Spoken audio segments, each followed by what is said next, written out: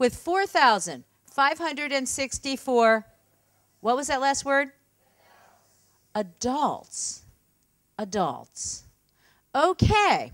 The existence of a short-lived effect by which music enhances performance in does not lead to the conclusion that exposing children to classical music will raise their intelligence.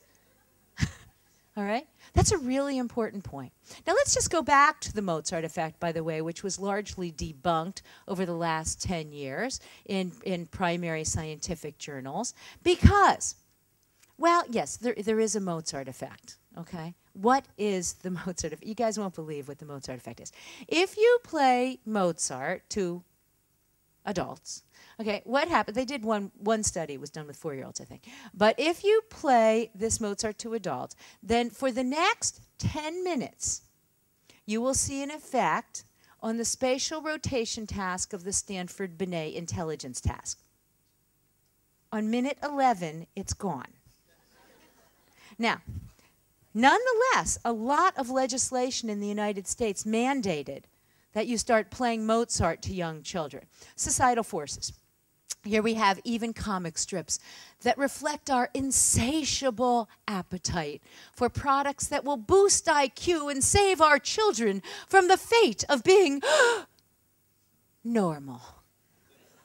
Okay, so here we have it. This company says that their new baby formula will make your baby smarter and improve her eyesight too. Really? Okay, and this one speaks for itself.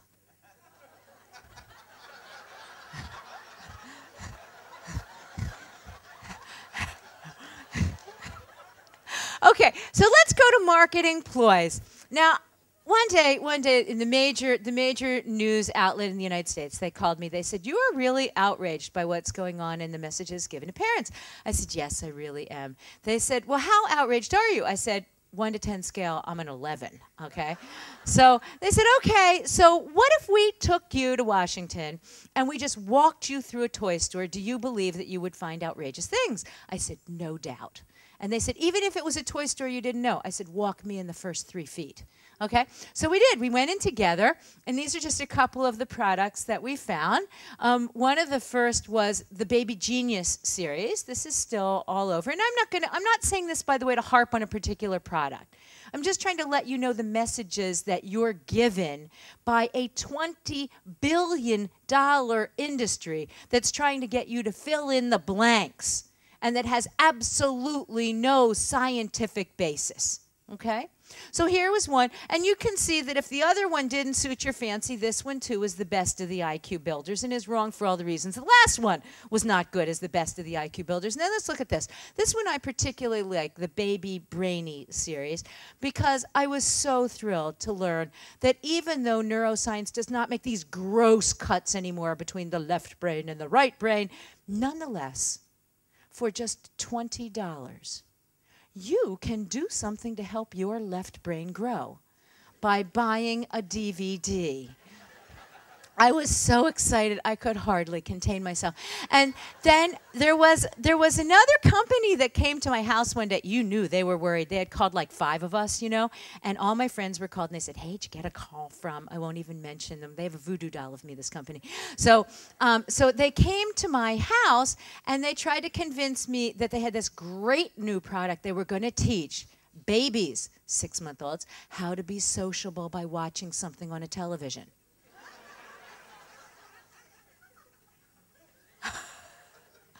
I said, "Everything we know says you might need another person." Then in the 6 to 18, by the way, they also tell you that you should have the alphabet and you should be able to count to 20. So it turned out that the 2 ladies, one was head of global marketing, and she had a 12-month-old. So I said to her, "Wow, that is so cool. Can your 12-month-old count to 20? She said, "Are you kidding?" And I said, "Well, no, that's what it says on your packaging." She says, "No." I said, "Well, does your 12-month-old know the ABCs?" She said, "No." I said, "Is she stupid?" Okay. In this talk, what I want to demonstrate is what 30 years of developmental science has taught us about how to create lifelong learners. And I believe the accumulated evidence really suggests a talk in 3 parts. The first is that early education is critically important. And with that, I'd like to suggest that what we not do is just shove facts in, but we think as much about how we learn as what we learn, okay? How you learn is what's going to create lifelong learners. It's not just about what we shove in, it's about the way in which we do it. That EQ, or emotional intelligence, is going to be as important as IQ. EQ is as important as IQ. You already know that, right? There are lots of socially gifted people who get to be presidents of the United States. We won't go to the other half of the argument. Okay. Okay. Each of us also has a role to play in helping children become lifelong learners. And that's a critical point as well, because it's about building a community. It's about working together. And it's really exciting to see what you've all achieved in Singapore, because I don't know that I've ever been in a more diverse place where people just get along so remarkably. You've built that community, and that means that you have everything that it's going to take to be able to create the next generation of genius. So let's start with, is early education important? And the answer is absolutely. I actually had about 10 slides in here to show you all the data on this, and then my collaborator Roberta said, take out all those data slides. So I'm just going to review it in one to say that the preschool experience is really important. I know they talk about in MindChamps, they talk about the bamboo and starting with a very strong bamboo tree. And it really is the case that if you start with a strong foundation, then everything else grows on that foundation. And we owe it to children to start early and to start strong with the hows. What we do know is that the early education experience dramatically changes what goes on all the way through school.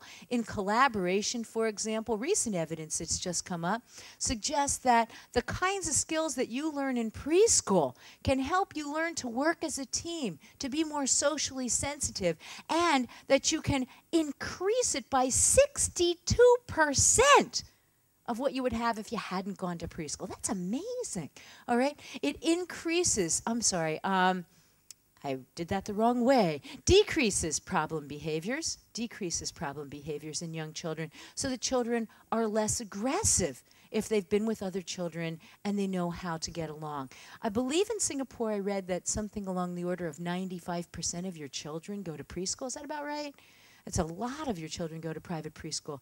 Now the question you have to ask Singapore is, are we sending them to the right places that have the right values and that are promoting the social skills and that are promoting the kind of creativity we need to look for? Communication increases language skills by 25%. Content, reading goes up by 59%. Increases in writing and increases of math by 50%. In United States data, looking at Head Start data, which is our low-income population in the United States, we had data from 2002 and 2005 impact studies. This was great data where children were randomly assigned to go to some of these preschools or not go to these preschools, and we could look at the effects on the other end. Increases in social skills if they went. Increases in academic skills if they went. Increases in the way parents read to children if they went to these programs. Preschool is really important. The positive effect that preschool attendance has on pre-reading for the low-income children in these Head Start studies was comparable to or larger than the effect that homework has on school achievement, the effect that lead poisoning has on diminished IQ scores, and the effect that asbestos occurrence has on later cancer occurrence. That means it's huge. That means that going to preschool makes a difference. And those in Singapore know this. In July of 2008, just starting, was it about a week ago, your government implemented a way to increase the subsidy for people so that, in fact, you could move that 90 and 95% of the population going to preschool all the way up to 100%. That's fabulous that your government recognizes this. Yet, it's not just what you learn that matters. It's how you learn that matters. the children who are in these highly academic environments, or as I told you before, what we sometimes call the drill and kill environments, tend to be more aggressive, they tend to be more anxious, they tend to be more perfectionistic.